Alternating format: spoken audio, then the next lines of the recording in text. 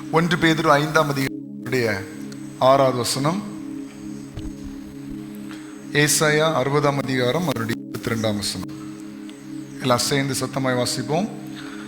ஆகையால் ஏற்ற காலத்திலே தேவன் உங்களை உயர்த்தும்படிக்கு அவருடைய பலத்த கைக்குள் அடங்கியிருங்கள்.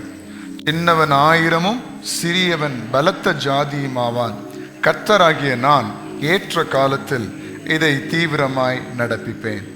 இன்றைக்கு நாம் தியானிக்கிற காரியம் அந்த 1 பேதுரு 5ஆம் அதிகாரம் அதனுடைய 6ஆம் வசனத்துல, ஆகையால் ஏற்ற காலத்திலே தேவன் உங்களை உயர்த்தும்படிக்கு அவருடைய பலத்த கைக்குள் அடங்கியிருங்கள். அப்ப இங்க நம்மை உயர்த்துவதற்கு, நம்மை ஆசீர்வதிப்பதற்கு முக்கியமான பகுதி யாருக்கு இருக்கிறதுன்னு சொன்னால், கர்த்தருடைய பலத்த கரத்திற்கு இருக்கிறது. ஆமென். நீங்களும் நானும் உயர்த்தப்படுவது மனுஷனுடைய கரத்தினால் அல்ல, நாம் உயர்த்தப்படுவது கர்த்தருடைய கரத்தினால். ஏனென்றால் அந்த கரத்திற்கு தான் வல்லமை இருக்கிறது, அந்த கரத்திற்கு தான் சக்தி இருக்கிறது. உலக மனுஷனுடைய கரத்திற்கு எவ்வளவுதான் வல்லமை இருக்கிறது, உலக மனுஷனுடைய கரத்திற்கு எவ்வளவுதான் ஆற்றல் இருக்கிறது, எவ்வளவுதான் காரியங்களை செய்ய முடியும். ஆனால் என்னுடைய தேவனுடைய கரத்திற்கு சகல வல்லமையும் கொடுக்கப்பட்டிருக்கிறது. அந்த கரத்துக்கு கீழே அதிகாரம் இருக்கிறது, அந்த கரத்துக்கு கீழே நன்மைகள் இருக்கிறது, அந்த கரத்துக்கு கீழே அன்பு இருக்கிறது, அந்த கரத்துக்கு கீழே அரவணைப்பு இருக்கிறது. அவருடைய கரம் அழிக்கவும் செய்யும், அவருடைய கரம் நம்மை அணைக்கவும் செய்யும். எத்தனை பேர் விசுவாசிக்கிறீங்க? ஏதாவது தீமையான காரியங்களை அழிக்க வேண்டும் என்றாலும் கர்த்தருடைய கரம் போதுமானது. நம்மை அரவணைக்க வேண்டும் என்றாலும், நம்மிடத்தில் அன்பு செலுத்த வேண்டும் என்றாலும், நம்மை தூக்கி சுமக்க வேண்டும் என்றாலும் கர்த்தருடைய கரம் போதுமானதாக இருக்கிறது. அப்போ நாம் ஏற்ற காலத்தில் உயர்த்தப்பட வேண்டும் என்றால் நாம் கர்த்தருடைய கரத்துக்குள் என்ன செய்ய வேண்டும்? அடங்கி இருக்க வேண்டும். நம்முடைய உயர்வுக்கு, நம்முடைய ஆசீர்வாதத்திற்கு கர்த்தருடைய கரம் மிகவும் பங்கு வகிக்கிறது. உலக பிரகாரமா யோசிச்சு பாருங்க. நமக்கு 2 கரங்கள் கொடுக்கப்பட்டிருக்கிறது. இங்க இருக்கிற எல்லாருக்கும் 2 கரங்களை கர்த்தர் தந்திருக்கிறாரா? கரங்களை உயர்த்தி காண்பீங்க பார்க்கலாம். 2 கரங்களை கர்த்தர் தந்திருக்கிறார். உலகத்துல எத்தனையோ பேர் ஒரு கரம் மாத்திரம் உடையவர்களாக இருக்கிறார்கள். தெரியுமா உங்களுக்கு? தெரியுமா?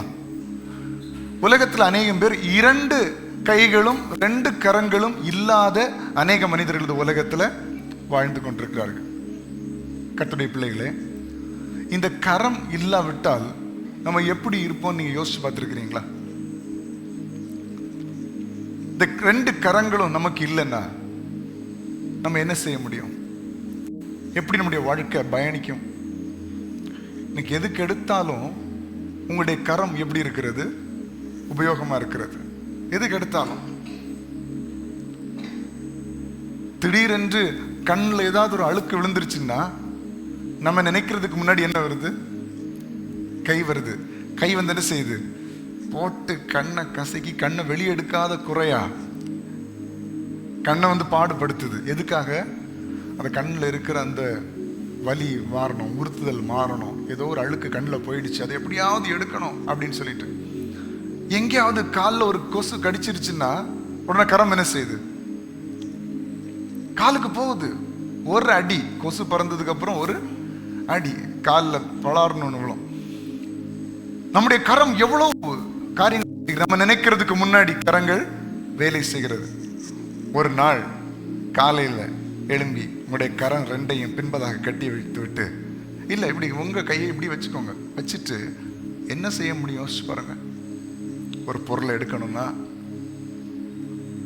சாப்பிடணும்னா, எதையாவது தள்ளி வைக்கணும்னா, கதவை திறக்கணும்னா எப்படி திறப்பீங்க? கையை பின்னாடி கட்டிட்டு. கற்பனை பண்ணி பாருங்களேன். அது நமக்கு கதவுகள் எல்லாம் எரியோ கோட்டையோட பெரிய கதவுகளா இருக்கும். நிறைய பேருக்கு வீட்டில் பெரிய பெரிய கதவுகளா இருப்பாங்க பாதுகாப்புக்கு. கை இல்லாம எப்படி அதை திறப்பீங்க? அப்போ ஒரு மனுஷனுக்கு வாழ்க்கைக்கு கரம் எவ்வளவு முக்கியமா இருக்கிறதோ அதை விட முக்கியம் ஒரு மனுஷனுடைய வாழ்க்கைக்கு கர்த்தருடைய கரம் தேவை. கர்த்தருடைய கரம் தேவை. ஏன்னா அந்த கரத்திற்கு கீழே அநேக காரியங்கள் இருக்கிறது. அந்த கரத்துக்கு கீழே அன்பு இருக்கிறது, அந்த கரத்துக்கு கீழே ஆசீர்வாதங்கள் இருக்கிறது, அந்த கரத்துக்கு கீழே உயர்வுகள் இருக்கிறது. அவருடைய கரமே நமக்கு நிழலா இருக்கிறது. இன்னைக்கு ஆண்டுடைய பிள்ளை, இந்த பலத்த கரம் நம்முடைய வாழ்க்கையில இருக்குமானால் நம்முடைய கரங்களை தேவன் பலப்படுத்துகிறவராக இருக்கிறார். ஹல்லேலூயா. உதாரணமா ஒரு காரியத்தை சொல்லுகிறேன். நம்ம ஆண்டுடைய பார்வையில் ஒரு சின்ன குழந்தைகளை போலதான். ஒரு வயசான ஒரு குழந்தை அதனுடைய ஃபர்ஸ்ட் பர்த்டே கொண்டாடும் போது அதனுடைய கருத்திற்கு நிறைய பலன் இருக்கும். பலன் இருக்குமா இருக்காதா? இருக்குமா இருக்காதா? இருக்கும். ஒரு குறிப்பிட்ட பலன் இருக்கும். அந்த பிள்ளை, ஒரு வயசான குழந்தை நம்ம தூக்கி வச்சிருக்கும் போது முகத்தில் அடிச்சா கூட நமக்கு என்ன செய்யும்? வலிக்கும். அதுக்கு ஒரு குறிப்பிட்ட பலன் இருக்கும். ஆனா அந்த ஒரு வயசான குழந்தைக்கு ஒரு கத்தியை எடுத்து கரெக்டா அந்த ஃபர்ஸ்ட் பர்த்டேக்கு இருக்கிற கேக்கை வெட்டுறதுக்கு தெரியாது. தெரியுமா? தெரியாது. அந்த முதல் பிறந்த நாள் அன்னைக்கு கேக்கு முன்னாடி வச்சிருப்பாங்க. அந்த குழந்தைய விட்டா அந்த கேக்கை அப்படியே அடிச்சு துவம்சம் பண்ணிரும், அடிச்சு எல்லாத்தையும் பிச்சு தூர போட்டுரும். ஆனா கரெக்டா எடுத்து வெட்டுறதுக்குரிய பலன் அந்த கரத்துல இருக்காது. கரெக்டா ஹோல்டு பண்ணக்கூடிய கெப்பாசிட்டி இருக்காது. அந்த கத்தியை ஷேப்பா எடுக்கக்கூடிய கெப்பாசிட்டி இருக்காது. கரெக்டா பொசிஷன்ல வச்சு வெட்டுறதுக்கு அதுக்கு தெரியாது. அதற்குரிய பலன் அந்த குழந்தைக்கு இருக்காது. அப்ப இந்த முதல் பிறந்த நாளுக்கு அந்த குழந்தைய போய் நெல்லு கேக்கு வெட்டுன்னு சொல்லுவாங்க. என்ன சொல்லுவாங்க? பெற்றோர் அந்த குழந்தையுடைய கரத்தை பிடித்து அந்த பலன் இல்லாத, கரெக்டா செய்ய முடியாத அந்த குழந்தையினுடைய கரத்தை பிடித்து அந்த கேக்கை என்ன செய்வாங்க? கட் பண்ணுவாங்க. கேக்கை கட் பண்ணி அந்த குழந்தைக்கும் கொஞ்சம் கொடுத்து அந்த குழந்தையினுடைய கையை பிடித்து பெற்றோருக்கு கொடுக்க வச்சு மற்றவர்களுக்கு கொடுக்க வைத்து அழகு பார்ப்பார்கள். இன்றைக்கு அன்னுடைய பிள்ளையே, நமக்கு இருக்கிற பலனை வச்சு என்னதான் செய்ய தெரியுமோ? என்ன செய்ய தெரியுமா முடியும்? அந்த கேக்க குழந்தைங்க அடிக்கிற மாதிரி என்ன செய்ய முடியும்? ஏன்னா ஆண்டுடைய பார்வையில் நம்ம குழந்தைகளா தான் இருக்கிறோம். சில காரியங்களை நேர்த்தியா நம்மளால செய்ய முடியாது. அதற்குரிய பலன் நம்முடைய கரத்திற்குள்ளாக இல்லை. ஆனா அப்படி செய்ய முடியாத கருத்துக்கு மேல என் ஆண்டுடைய கரம் இருக்குமே ஆனால் கர்த்தர் எல்லாவற்றையும் நேர்த்தியாய் செய்ய கிருபை தருவார். இன்னைக்கு அநேக காரியங்கள் நம்மள நேர்த்தியா செய்ய முடியாது, பலமா செய்ய முடியாது, சந்தோஷமா செய்ய முடியாது. அந்த நேரத்தில் நம்ம எதை எதிர்பார்க்கணும் தெரியுமா? ஆண்டவரே, உங்க கரத்தை என் கை மேல வைங்கப்பா, நீங்க என்ன வழி நடத்துங்க ஆண்டவரே. நான் வெளியே போகும்போது என் கரத்தை நீங்க பிடிச்சுக்கோங்கப்பா. பிள்ளைகளை வெளியே அனுப்பும் போது ஆண்டவரே, என் பிள்ளைகளுடைய கரத்தை நீங்க பிடித்துக் கொள்ளுங்க ஆண்டவரே. எத்தனை பேர் அப்படி ஜெபம் பண்ணி இருக்கிறீங்க? ஆண்டவரே, உம்முடைய கரம் எங்களுடைய பிள்ளைகளை தாங்கட்டும், எங்களுடைய குடும்பத்தை தாங்கட்டும், எங்களுடைய ஊழியத்தை தாங்கட்டும், எங்களுடைய சபையில் இருக்கிற சின்ன குழந்தைகளை தாங்கட்டும், எங்க சபையில் இருக்கிற வயதானவர்களை தாங்கட்டும். எல்லா நேரத்திலும் எல்லா மனுஷன் நம்மோடு கூட வரமாட்டான். இறுதி வரைக்கும் நம்மை தாங்குகிறது கர்த்தருடைய கரம் மாத்திரமே. ஆமென். ஆண்டுடைய கரத்தை பற்றி சில குணாதிசயங்களை நான் உங்களுக்கு சொல்ல விரும்புகிறேன். முதலாவது ஏசாயா 64ஆம் அதிகாரம் அதனுடைய 8வது வசனத்தை நாம் வாசிக்கலாம். ஏசாயா 64ஆம் அதிகாரம் அதனுடைய 8ஆம் வசனம். இப்பொழுதும் கர்த்தாவே, நீர் எங்களுடைய பிதா, நாங்கள் களிமண், நீர் எங்களை உருவாக்குகிறவர், நாங்கள் அனைவரும் உமது கரத்தின் கிரியை. எல்லாம் சொல்லுங்க, கர்த்தருடைய கரத்தின் கிரியைகள் நாங்கள். அப்படின்னா என்ன அர்த்தம்? கர்த்தருடைய கரம் உருவாக்கும். இன்னைக்கு உங்களை என்னை உருவாக்கினவர் யார்? கர்த்தர். யார் உங்களை உருவாக்கி வழி நடத்துகிறா? யார் உங்களுடைய தேவைகளை நான் சந்திக்கிறா? யார் உங்களுக்கு புதிய புதிய நன்மைகளை உருவாக்குகிறா? நான் சொல்லுகிறேன், கர்த்தருடைய கரம் தான் அதை செய்து கொண்டிருக்கிறது. உங்களுக்கு சில காரியங்கள் உங்க வாழ்க்கையில உருவாக்கப்பட வேண்டியது இருக்கிறது சொன்னால், உங்க வாழ்க்கையில் சில காரியங்கள் சிருஷ்டிக்கப்பட வேண்டியது இருக்கிறது சொன்னால், இன்னைக்கு நான் சொல்லுகிறேன், கர்த்தருடைய கரம் சில காரியங்களை உருவாக்க போகிறது. மனுஷனால் எல்லாவற்றையும் உருவாக்க முடியாது, மனுஷனால் எல்லாத்தையும் சிருஷ்டிக்க முடியாது. மனுஷனால கண்டுபிடிக்க முடியுமே தவிர மனுஷனால உருவாக்க முடியாது. கிரியேஷனுக்கும் இன்வென்ஷனுக்கும் டிஃபரன்ஸ் இருக்கு. கிரியேஷனுக்கும் இன்வென்ஷனுக்கும் வித்தியாசம் இருக்கிறது. உருவாக்குதலுக்கும் கண்டுபிடித்தலுக்கும் வித்தியாசம் உண்டு. இந்த உலகத்தில் நீங்கள் பார்க்கிற எல்லாம் மனிதன் உருவாக்கினவைகள் அல்ல, மனிதன் கண்டுபிடித்தவைகள். இப்ப நீங்க உட்கார்ந்து இருக்கிறீங்க சேர், இத மனுஷன் உருவாக்குனானா கண்டுபிடிச்சானா? சொல்லுங்க, கண்டுபிடிச்சான். இப்படிப்பட்ட ஒரு பிளாஸ்டிக் மெட்டீரியல் இந்த பூமியில இருக்குதுன்னு கண்டுபிடிச்சது யாரு? மனுஷன். உருவாக்குனது யாரு? உருவாக்குனது யாரு? கர்த்தர். உங்களுக்கு காதுல கழுத்துல கோல்டு தொங்குது இல்லையா? இந்த கோல்ட மனுஷன் உருவாக்குனாரா தேவன் உருவாக்குனாரா? யார் உருவாக்குனது? தேவன் கண்டுபிடிச்சது யாரு? மனுஷன். கண்டுபிடிக்கிறதுக்குள்ள ஞானத்தை யார் தான் கொடுத்தது? கர்த்தர். தேவன் தான் அந்த கண்டுபிடிக்கிறதுக்கு ஞானத்தை கொடுத்திருக்கிறார். நீங்க இன்னைக்கு பார்க்கிற எல்லாமே அப்படியே ஒரு செடியில முளைச்சு வரல. நமக்கு இன்னைக்கு யூஸ் பண்ற டெக்னாலஜிஸ், இன்னைக்கு நம்ம யூஸ் பண்ணுகிற மெட்டல்ஸ், நமக்கு இன்னைக்கு யூஸ் பண்ணுகிற பொருட்கள், இதெல்லாம் ஒரு செடியிலிருந்து முளைச்சு வந்தது இல்லை. இதெல்லாவற்றையும் தேவன் பூமியிலே வைத்திருந்தார். பூமியிலே மறைத்து வைத்திருந்தார். எல்லா உலோகங்களும் எல்லா பொருட்களும் இந்த பூமியில் என்ன செய்கிறது? இருக்கிறது. ஆனால் இதை கண்டுபிடித்தது மனுஷன். இதை கண்டுபிடிச்சது யாரு? மனுஷன். அப்ப இந்த உருவாக்குகிற சக்தி மனுஷனுக்கு இல்லவே இல்லை. உருவாக்குகிற சக்தி தேவனுக்கு மாத்திரமே இருக்கிறது. அந்த தேவனுக்கு எல்லாரும் கரங்களை ஒரு நன்றிகளை செலுத்துவோமா? ஹல்லேலூயா. உருவாக்குகிற சக்தியை உடையவர் கர்த்தர் ஒருவரே.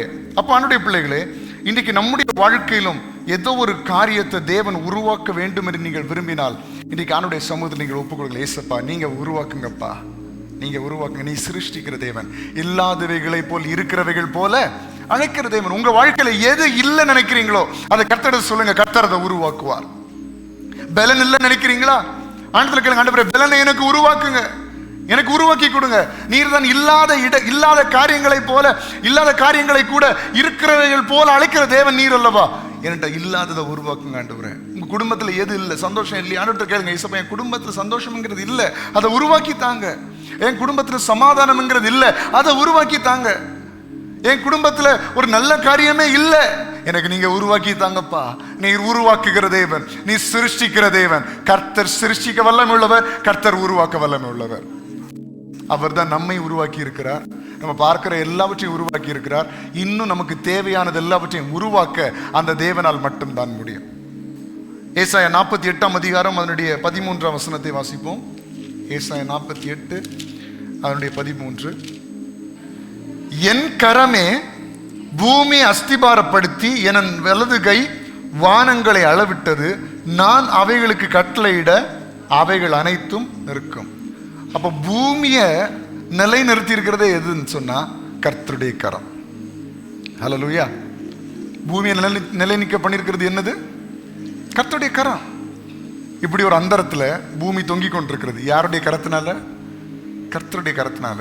அப்ப ஆண்டுடைய பிள்ளையே, இப்படிப்பட்ட அதிசயங்கள் எல்லாம் கர்த்தர் செய்ய முடியும் என்றால் என் வாழ்க்கையில கர்த்தர் உருவாக்க முடியுமா? முடியாதா?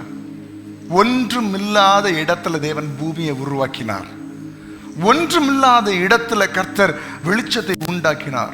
ஒன்றுமில்லாத இடத்துல கர்த்தர் பல பல காரியங்களை உருவாக்கினார். வெறுமையா இருந்த பூமியில கர்த்தர் மரம் செடிகளை உண்டாக்கினார். வெறுமையா இருந்த பூமியில கர்த்தர் நிலங்களை உருவாக்கினார். வெறுமையா இருந்த பூமியில கர்த்தர் மனிதனை உருவாக்கினார்.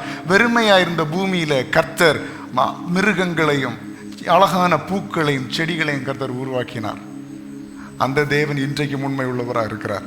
உங்க வாழ்க்கையில அநேக காரியங்களை உருவாக்க என் தேவன் போதுமானவராக இருக்கிறார். எல்லாரும் கரங்களை உயர்த்தி ஆண்டவருக்கு மகிமைகளை செலுத்தும். ஹல்லேலூயா.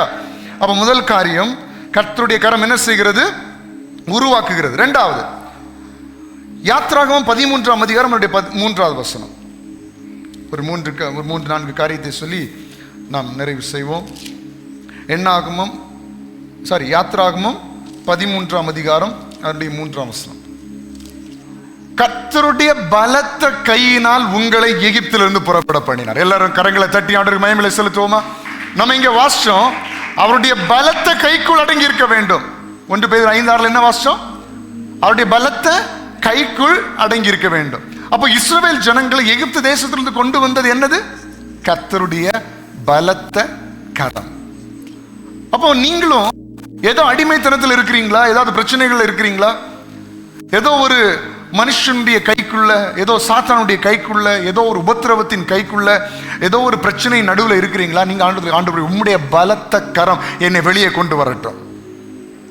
நம்ம அப்படிதான் ஜெபிக்கணும். ஆண்டவரே உங்க கரத்தினால முடியும். ஆண்டவருடைய கரத்தினால முடியாது ஏதாவது இருக்குதா?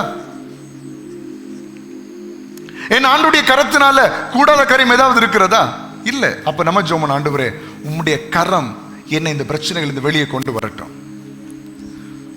உம்முடைய கரம் இந்த கஷ்டங்கள் இருந்து வெளியே கொண்டு வரட்டும். உம்முடைய கரம் இந்த ஆபத்திலிருந்து என்னை வெளியே கொண்டு வரட்டும். உம்முடைய கரம் இந்த வியாதியிலிருந்து என்னை வெளியே கொண்டு வரட்டும். உம்முடைய கரம் இந்த சுகவீனத்திலிருந்து வெளியே கொண்டு வரட்டும். மனுஷனால் கூடிய முடியாதது உம்முடைய கரத்தினால் ஆகும். மனுஷனால் செய்ய முடியாத காரியங்களை என் தேவன் செய்து முடிக்க வல்லமையுள்ளவராக இருக்கிறார். விசுவாசிக்கிறவர்கள் தேவனுடைய மகிமையை காண்பார்கள். நீங்க என்ன பிரச்சனைகளை அனுபவித்துக் கொண்டிருந்தாலும் கர்த்தர் உங்களை அவருடைய பலத்த கரத்தினால் வெளியே கொண்டு வர வல்லமையுள்ளவராக இருக்கிறார்.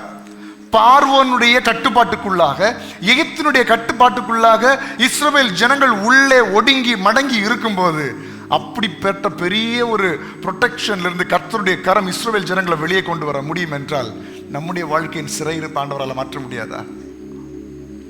நம்முடைய வாழ்க்கையின் கஷ்டங்கள் ஆண்டவரால் மாற்ற முடியாதா? கர்த்தரை விசுவாசிங்க. அப்பா, இந்த உலகத்தில் இருக்கிற எல்லா கரத்தை விட உங்க கரம் சக்தி வாய்ந்தது ஆண்டவரே. நீங்க எனக்கு கிரியை செய்யுங்க, எனக்கு உதவி செய்யுங்க. என்னுடைய கரத்தை விட உம்முடைய கரம் சக்தி வாய்ந்தது. நீங்க என்ன பலப்படுத்துங்க, நீங்க எனக்கு உதவி செய்யுங்க. ஆண்டவரிடத்தில் கேட்கும்போது நிச்சயமாய் அவருடைய கரம் நம்மை ரட்சிக்க, நம்மை விடுவிக்க வல்லமையுள்ளதாக இருக்கிறது. முதல்ல பார்த்தோம், கர்த்தருடைய கரம் உருவாக்குகிறது. இரண்டாவது, கர்த்தருடைய கரம் நம்மை விடுவிக்கிறது. சங்கீதம் 138 அதனுடைய 7ஆம் வசனத்தில் பார்க்கும்போது, நான் துன்பத்தின் நடுவில் நடந்தாலும் நீர் என்னை உயிர்ப்பிப்பீர், உம்முடைய வலது கரம் என்னை ரட்சிக்கும். ஹல்லேலூயா. கர்த்தருடைய கரம் நம்ம என்ன செய்யும்? ரட்சிக்கும், விடுவிக்கும். இன்னைக்கு ஆண்டவருடைய பிள்ளையே, நம்ம மனுஷனுடைய கரத்தை நம்புகிறதெல்லாம் இன்னைக்கோட விட்டுருவோம். இன்னைக்கு நம்ம எதை நம்ப போறோம்னா, என் கர்த்தருடைய கரம் எனக்கு போதுமானது, என் கர்த்தருடைய கரம் எனக்கு போதுமானது. என்னை ரட்சிக்க, என் குடும்பத்தை ரட்சிக்க என் தேவனுடைய கரம் போதுமானது. இன்னைக்கு அந்த கரத்திற்கு கீழ் வந்திருக்கிற கர்த்தருடைய பிள்ளைகளே, உங்களை நிச்சயமாய் கர்த்தர் கைவிடவே மாட்டார், உங்களை விட்டு விலகவும் மாட்டார். ஆமென். முதல் காரியம் என்ன பார்த்தோம்? கர்த்தருடைய கரம் நம்மை உருவாக்குகிறது. இரண்டாவது, கர்த்தருடைய கரம் நம்மை விடுவிக்கிறது. மூன்றாவது, கர்த்தருடைய கரம் நம்மை பாதுகாக்கிறது. வாசிக்கலாம். யோவான் சுவிசேஷம் 10ஆம் அதிகாரம் 28, 29 வசனம். நான் அவைகளுக்கு நித்திய ஜீவனை கொடுக்கிறேன், அவைகள் ஒரு காலம் கெட்டு போவதில்லை, ஒருவனும் அவைகளை என் கையிலிருந்து பறித்து கொள்வதும் இல்லை. அவைகளை எனக்கு தந்த என் பிதா எல்லாரிலும் பெரியவராக இருக்கிறார். அவைகள் என் பிதாவின் கையிலிருந்து பறித்து கொள்ள ஒருவனாலும் கூடாது. இங்க வசனம் சொல்லுகிறது, ஆண்டவருடைய கையிலிருந்து நம்மை பறித்து கொள்ள முடியாது. எதையுமே ஆண்டவருடைய கையிலிருந்து யாரும் பறிக்க முடியாது. நீங்க இன்னைக்கு எங்க இருக்கிறீங்க? கர்த்தருடைய பலத்த கரத்துக்குள் அடங்கி இருக்கிறீங்களா? கர்த்தருடைய கரத்துக்குள்ள நீங்க இருக்கிறீங்களா? நிச்சயமா நான் சொல்லுவேன், உங்களை அவருடைய கரத்திலிருந்து பறிக்கவே முடியாது. உங்களுக்கு விரோதமா இருக்கிற எல்லா காரியங்களை பார்த்து நீங்க தைரியமா சொல்லணும், பிசாசே நீ என்ன கர்த்தருடைய கரத்திலிருந்து பறிக்க முடியாது. பலவீனமே நீ என்னை கர்த்தருடைய கரத்திலிருந்து பறிக்க முடியாது. சுகவீனமே நீ என்னை கர்த்தருடைய கரத்திலிருந்து பறிக்க முடியாது. பண கஷ்டமே நீ என்னை கர்த்தருடைய கரத்திலிருந்து பறிக்க முடியாது. ஏனென்றால் நான் இருப்பது கர்த்தருடைய பலத்த கரத்துக்குள்ளாக. ஹல்லேலூயா. ஆண்டவருடைய கரத்திலிருந்து நம்ம யாரும் என்ன செய்ய முடியாது? பறிக்க முடியாது. ஏனென்றால் கர்த்தருடைய கரம் நமக்கு ஒரு பலத்த பாதுகாப்பா இருக்கிறது. கர்த்தருடைய கரம் நம்மை சுற்றிலும் வேலியாக இருக்கிறது. அவருடைய கரத்துக்குள்ளாக நீங்கள் இருக்கிறீங்க. அவருடைய கரத்துக்குள்ள உங்களை யாரும் அழிக்கவே முடியாது. அவருடைய உள்ளங்கையில் நம்மை வரைந்து வைத்திருக்கிறார். வேதவசனம் சொல்லுகிறது, அவருடைய உள்ளங்கையில வரைந்து வைத்திருக்கிறார். நம்ம இப்படி ஒரு காரியத்தை வச்சிருக்கிறோம்னா எவ்வளோ பாதுகாப்பாக வச்சிருப்போம். சில பிள்ளைகள் சின்ன சின்ன மீன்களை எடுத்துக்கொண்டு கையில் இப்படி பிடிச்சிட்டு வருவாங்க. எதுக்கு? அந்த மீன் வெளியே என்ன செய்யக்கூடாது? போயிடக்கூடாது. அதே நேரத்தில் கையில் இருக்கிற தண்ணியும் கீழே என்ன செய்யக்கூடாது? சிந்தக்கூடாது. தண்ணி இல்லாமல் மீன் இருந்தால் துடிச்சிரும். அந்த தண்ணியும் கீழே போகக்கூடாது, அந்த மீனும் கீழே விழுந்துடக்கூடாதுன்னு சொல்லி அப்படி பத்திரமா எடுத்துகிட்டு வருவாங்க. ஒரு உலக பிரகாரமான பிள்ளை, ஒரு உலக பிரகாரமான மனிதன் ஒரு உயிரினத்துக்கு இவ்வளோ முக்கியத்துவம் கொடுப்பான்னா, தன்னுடைய பிள்ளைகளுக்காக ஜீவனை கொடுத்த தேவன் அவருடைய கரத்தில் நம்ம எப்படி வச்சிருப்பார் யோசிச்சு பார்க்கணும். நம்மளை சும்மா ஒன்றும் மீட்டுட்டு வரல, அவருடைய ரத்தத்தை சிந்தி அவருடைய ஜீவனை கொடுத்து மீட்டெடுத்திருக்கிறார். அப்படிப்பட்ட பிள்ளைகள் அவருடைய கருத்துல எப்படி வச்சிருப்பார்? அதை நினைச்சு சந்தோஷப்படணும். ஏசப்பா, உலகத்துல ஒரு பெற்றோர் கூட என்னை அப்படி வைக்கல ஆண்டவரே, ஆனா நீங்க என்ன அப்படி வச்சிருக்கிறீங்க. உலகத்தில் உள்ள ஒரு மனுஷன் கூட என்ன இந்த அளவுக்கு கரிசனையா பாதுகாத்ததில்லை, இந்த அளவுக்கு மேன்மையா என்ன பொதிஞ்சு வச்சதில்லை. என்ன இவ்வளவு மேன்மையா வச்சிருக்கிறீங்களாப்பா. அவருடைய கரத்துக்குள்ள இருக்கிற பிள்ளைகள் நீங்கள். உங்களுடைய வாழ்க்கை கர்த்தருடைய கரத்தில் இருக்கிறது. உங்களுடைய குடும்பம் கர்த்தருடைய கரத்தில் இருக்கிறது. அவர் உங்களுடைய உள்ளங்கைகளில உங்களை வரைந்து வைத்திருக்கிறார். அப்ப இங்க வேதவசனம் என்ன சொல்லுகிறது? அவருடைய கையிலிருந்து நம்ம யார் என்ன செய்ய முடியாது, பறிக்கவே முடியாது. அவருடைய கரத்திலிருந்து என்னை யாரும் எடுக்கவே முடியாது. சங்கீதம் 139 அவருடைய 10வது வசனத்தை வாசிங்க. அங்கே உமது கை என்னை நடத்தும். 4வது காரியம் என்ன? கர்த்தருடைய கரம் நம்மை நடத்தும். முதல் காரியம் என்ன பார்த்தோம்? கர்த்தருடைய கரம் உருவாக்கும். 2வது கர்த்தருடைய கரம் நம்மை விடுவிக்கும். 3வது கர்த்தருடைய கரம் நம்மை பாதுகாக்கும்.